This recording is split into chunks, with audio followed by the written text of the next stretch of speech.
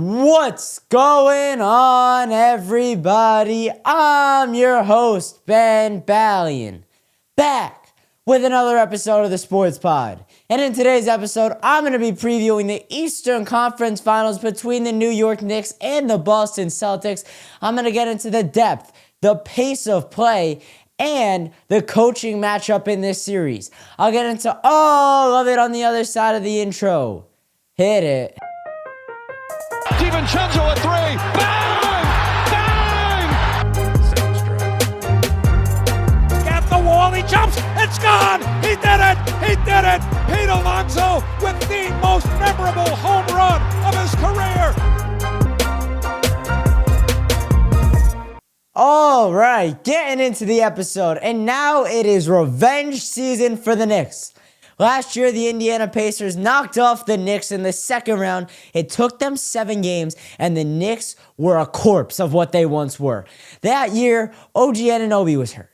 Josh Hart was hurt. Julius Randle was out for the entirety of the series. Bojan Bogdanovic had the toe injury. Mitchell Robinson couldn't come off the bench. Jalen Brunson had the foot injury, and eventually he had a hand injury later in the series. This is not the same. This team is much, much, much different. You add Mikal Bridges, you add Karl Anthony Towns, and you don't go as deep this year. Last year you had Dante, you had Deuce, you had Bogdanovic until he got hurt. I'm trying to think who else did they have. They had Mitch coming off the bench. They had Ihart in that starting lineup. There was just more pieces on last year's Knicks team. They still didn't go very deep, even when they were at full health. But when they were injured and when they were on their deathbed, there were guys playing 48 minutes a night in the playoffs. Dante DiVincenzo and Josh Hart, those guys were troopers. They were playing 48 minutes, multiple games in a row. That just won't happen this year. These guys are going to be playing closer to 40 minutes a night, which is what they were playing in the regular season. And now is when Tom Thibodeau's tactic of running everyone through a brick wall in the regular season comes into play. Because now it's the Eastern Conference Finals, and I think we did get a glimpse of it in that Celtics series where the Knicks were conditioned. They were ready for those fourth quarter comebacks, where the Celtics were kind of tired. And they were just chucking up threes like, all right, this game is wrapped up. We don't really have to try as hard. We're already tired. Why not take our foot off the gas? The Knicks were ready to come back. They were still locked in. They did not show any signs of fatigue. And I think that starts with roster construction. Because when you have Mikal Bridges and Josh Hart on the same team, those are guys with limitless motors. And you have Campaign, but he's playing like 5 or 6 minutes off the bench. But the two guys I just mentioned, Mikal and Josh, they don't have a stop. They don't have a limit to how far Tibbs can push them.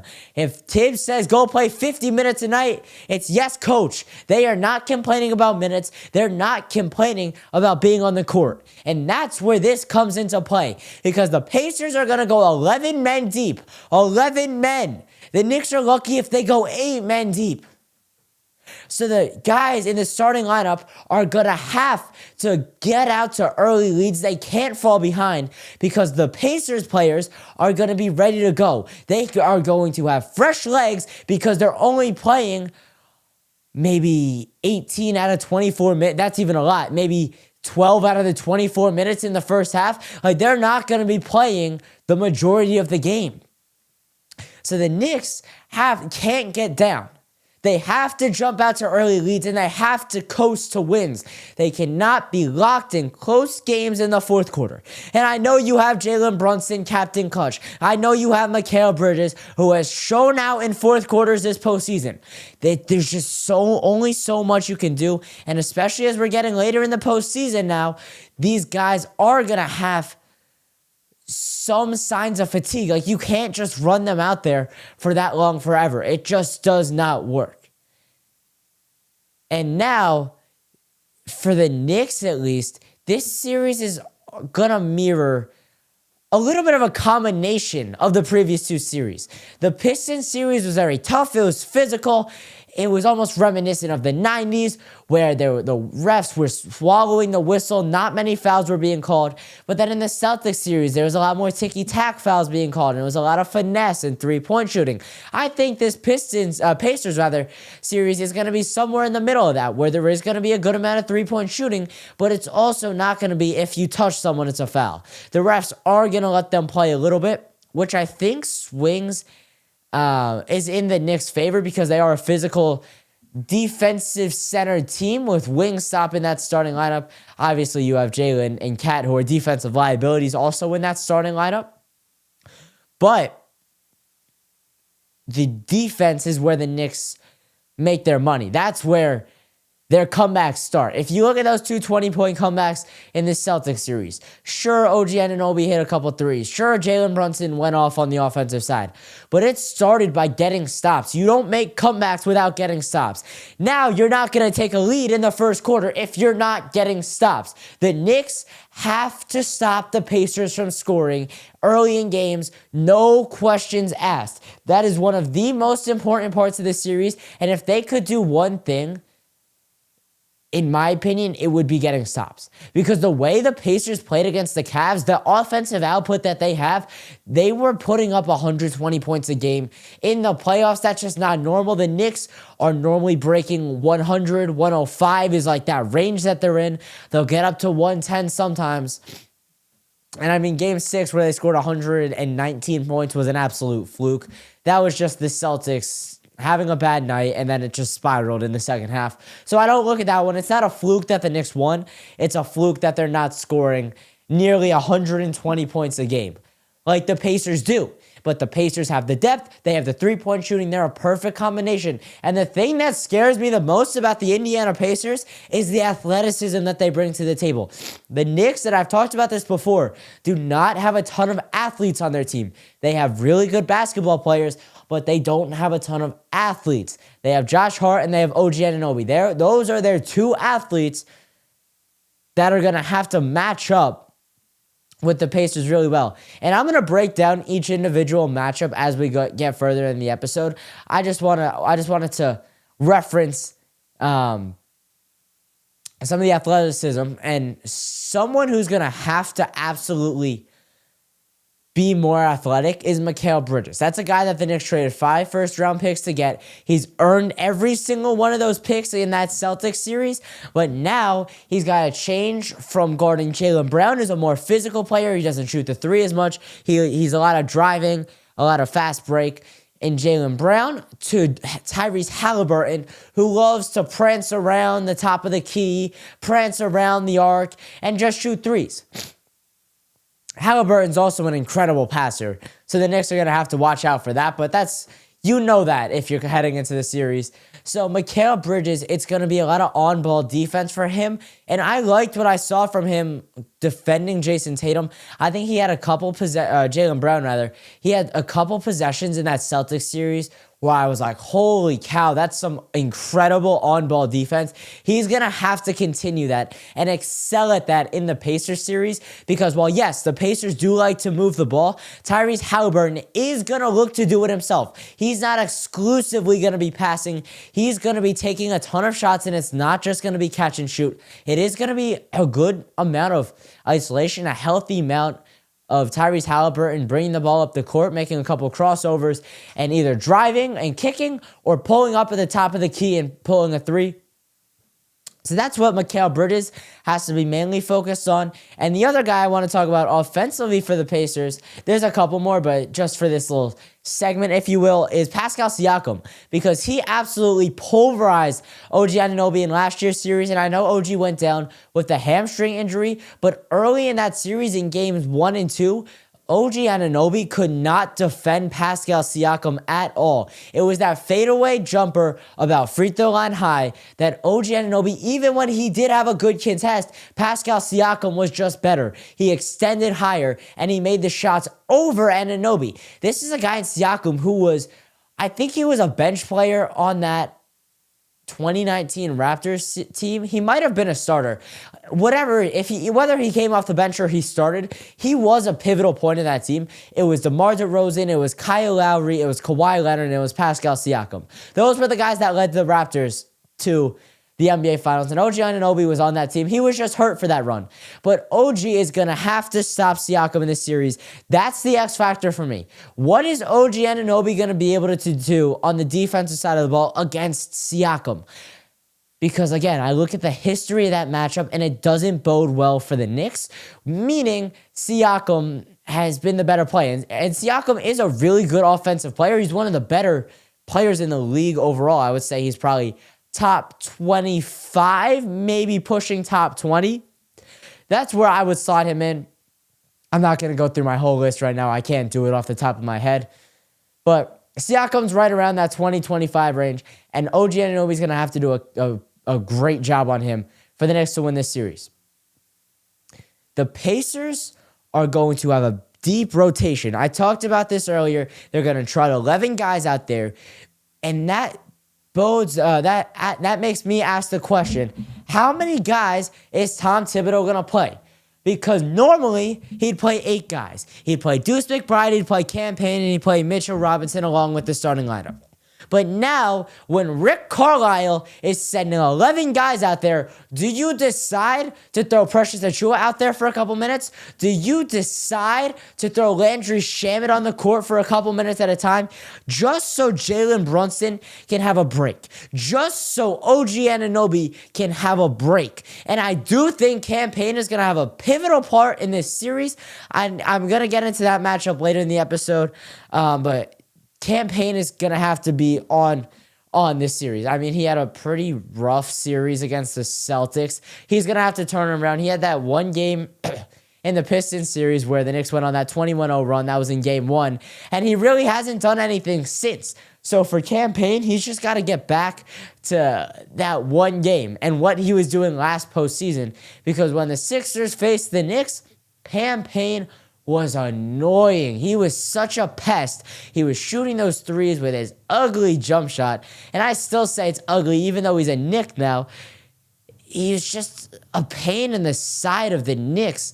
And that's what TJ McConnell was last year, and that's now the matchup I'm referring to when I'm talking about Cam Payne. So I'll get into that in a little bit. But staying on the idea of the depth of the Pistons, you can definitely hear that helicopter overhead. I apologize for that. There's nothing I can do about that. But let's resume with the Pistons' depth. They go 11 deep. The Knicks go 9. The Pacers are going to have fresh legs throughout the whole series. The Knicks, while they are conditioned to have this non-fatigue, this Tom Thibodeau plan where they're playing 40 minutes a night in the regular season, this is when it comes into play. And I talked about this earlier in the episode. But this is when the Knicks really need to take advantage of that. And if they can, if at all costs, going out and jumping out to early leads, this is where you're not exerting too much energy in the third quarter to come back in games where the Pacers are subbing their starters out, where they're constantly rotating bodies in and out of there. And then in the fourth quarter, they're fresh, they're ready to go. And the Knicks just spent a ton of energy to get back in the game. So that's all I have to say on the depth of the Pacers. And now I want to talk about the depth of the Knicks and how big of contributions they're going to need from the 3 guys they bring off the bench. Deuce McBride, he had a really good series against the Celtics. He was back to knocking down his threes. He had a huge chase down block on Derek White in game 6 of that series. That was just a great play. But he was back to being Deuce McBride. He's no longer Miles in my eyes. That was he served his penalty because he was not playing well whatsoever against the Pistons. And now, the question I've been asking is, will Tom Thibodeau expand his rotation? My answer is no. Those are the 3 guys the Knicks play off the bench. Precious actually did play a little bit in the Celtics series, so maybe he'll get a tiny bit of run, but he's not going to be getting consistent minutes like the other 3 guys on the bench are. So for those guys, Deuce and Mitch are the 2 where they're in there. Mitch is in there to rebound. He's in there to wreak havoc on the offensive and defensive glass. He's there to force a turnover. That play in Game 6 where he rotated to every single Celtic. He had the great closeout in the corner on Jaylen Brown, and he forced a steal. I want to see more of that. What can Mitch do athletically? How much lateral movement can he have? What is his burst of speed like? Because the Pacers are going to look to run the floor, and Mitch has to be getting back. That's the rim protector. He needs to be on the court a good deal in this series. I think Josh Hart is going to get more minutes. He obviously is.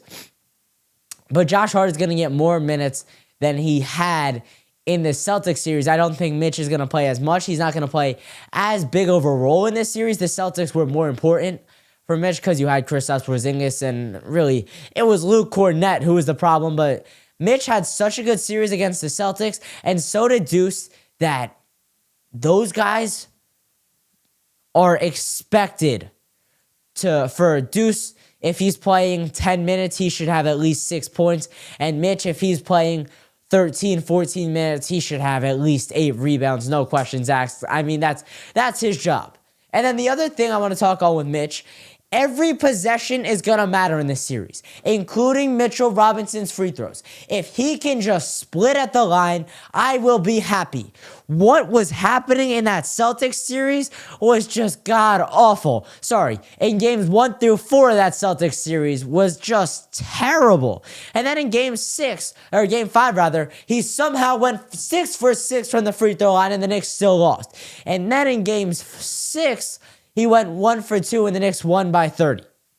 So if he can go 1 for 2, every once in a while we'll get lucky and he'll go 2 for 2. I'm okay with that out of Mitchell Robinson. And the other person that has to really lock in that every possession matters mentality is Karl Anthony Towns. The Knicks cannot be coming away with nothing because of stupid shot clock violations while you're just backing your man down like there's 15 seconds left in the clock.